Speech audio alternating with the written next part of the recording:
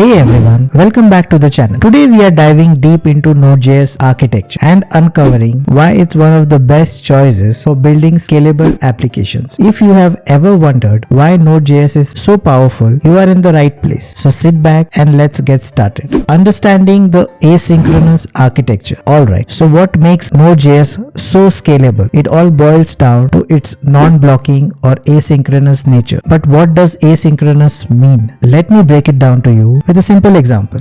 A grocery store. Non-blocking asynchronous architecture. Imagine you are at a grocery store with multiple self-checkout machines. Each customer scans their items, pays and moves on while the next person starts checking out. If someone has trouble with an item, a store employee assists them. This keeps the line moving quickly and efficiently. This is how Node.js also works. It handles multiple requests at once without making others wait. If one request takes longer time, like needing database access, it doesn't block the entire system. Other requests keep processing. Blocking synchronous architecture. Now, picture a grocery store with only one cashier and they handle customers one at a time. If a customer has an issue like the price check, the cashier stops everything until it's resolved before helping the next person. The line builds up and customers get frustrated waiting. This is how traditional blocking architectures work. Each request must be fully completed before moving to the next one. If too many requests come in, the system slows down or requires more resources. Bottom line, non-blocking systems like Node.js ensure smooth, efficient operations just like self-checkout lanes in a busy store. Why Node.js is a game changer? This is where Node.js shines a lot. Instead of waiting around, the single-threaded event loop ensures that while one request is waiting for data, the same thread can handle other requests. Once the database responds, the event loop processes the response. This makes Node.js ideal for applications that involve a lot of network or disk activity like real-time chats, streaming services, and APIs. Processing of requests. Node.js continuously monitors the event queue, efficiently managing requests without wasting resources. This is why it's known for handling thousands of concurrent connections without breaking it. When not to use Node.js? Okay, so Node.js is great, but it's not perfect for everything. If you're building a CPU-intensive application like video encoding or image processing, Node.js might not be the best choice. Since it's